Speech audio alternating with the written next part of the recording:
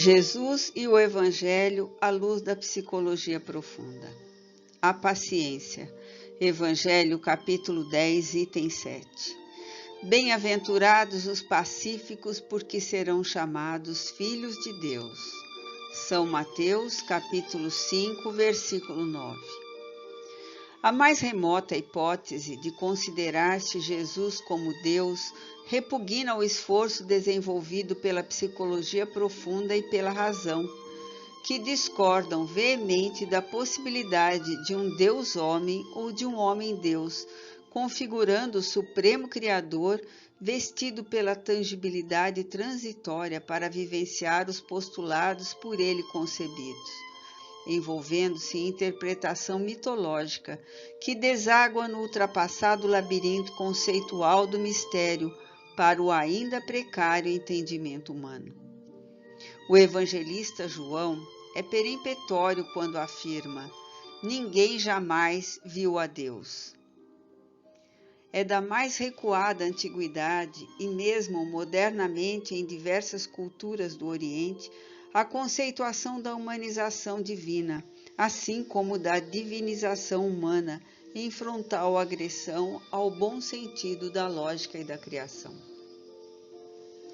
Conceber-se o absoluto, sintetizado no relativo, é torná-lo finito, palpável, retido em pequenez, sem os atributos que o caracterizam, diminuindo-lhe a grandeza da infinitude e causalidade que somente se explicam a si mesmas. A visão, porém, de um Jesus homem, que compreende a necessidade da paciência para que sejam conseguidas as metas desafiadoras, dá muito mais sentido lógico e ênfase ao seu ministério, do que se fora o próprio Deus revestindo-se de uma forma tão desnecessária como absurda. Era um homem dotado de extrema paciência por conhecer o passado das almas e prever o seu futuro, como resultado da conduta e do empenho a que se entregue. A paciência também pode ser considerada como a ciência da paz, e por isso são bem-aventurados os pacíficos, aqueles que trabalham com método e confiança tranquila em favor da renovação do mundo e das criaturas, conseguindo ser chamados filhos de Deus que representam toda a paz. A paz deve constituir a meta do ser pensante que luta em contínuas tentativas de adquirir a plenitude. A paz é tesouro que não pode ser afetado em circunstância alguma, que a leve a desaparecer. E a paciência é sua exteriorização, porque é o mecanismo não violento de que se utiliza, a fim de alcançar os objetivos a que se propõe. A paciência conquista individual através do esforço pela autoiluminação, pelo autoconhecimento e descoberta dos objetivos da existência. Transforma-se em caridade de essencial significado quando direciona aos que sofrem, ajudando-os com benignidade, trabalhando a resignação que dela também se deriva. Há sofrimentos ocultos e desvelados, muito variados e complexos, que são desafiadores da sociedade.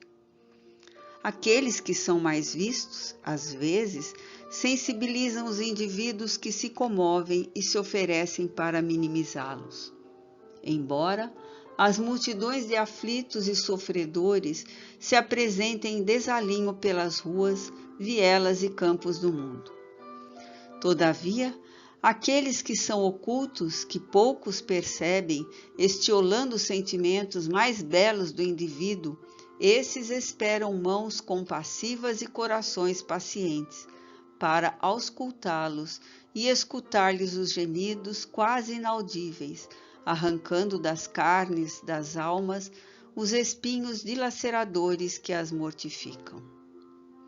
Nem sempre ou quase nunca a tarefa é fácil.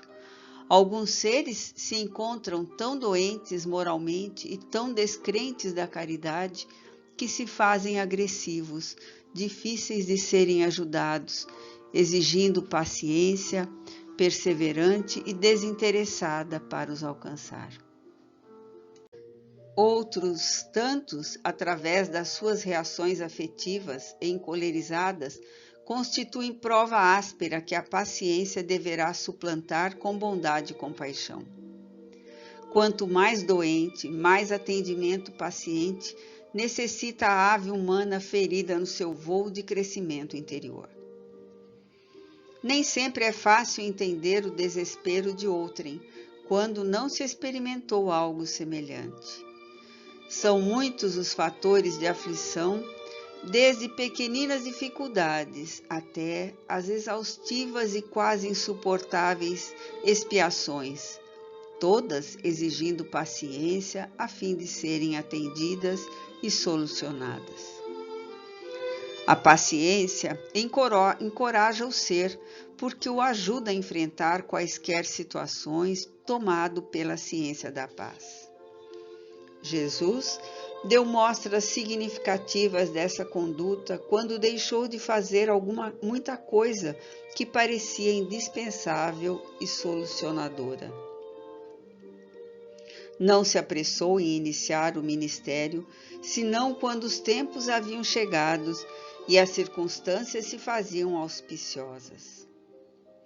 Aguardou que João o anunciasse, e quando aquele estava quase terminando o ministério, ele deu início ao seu, conforme o anúncio das velhas profecias.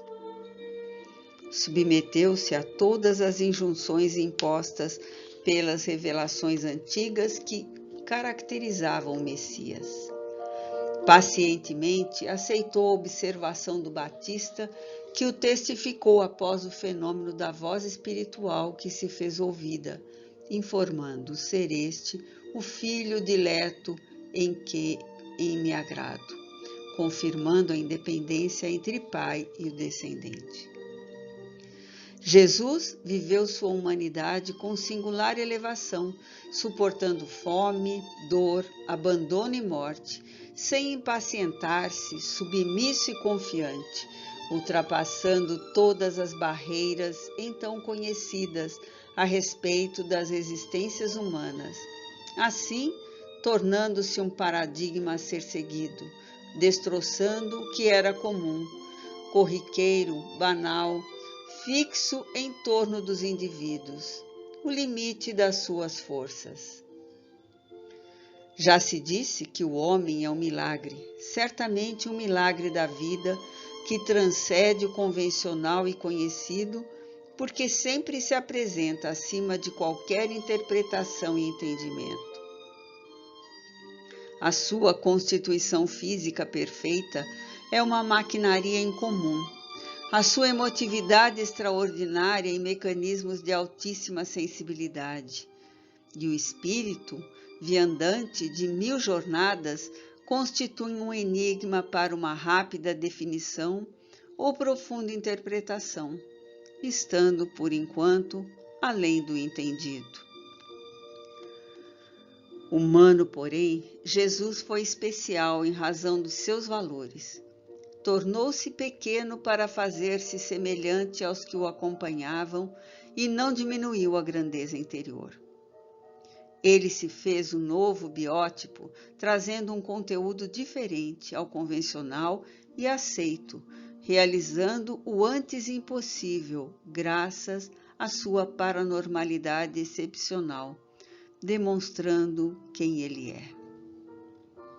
Tornou-se, para todos os tempos, um convite desafiador, que não pôde ser desconsiderado, transformando-se em exemplo humanizado de todas as possibilidades.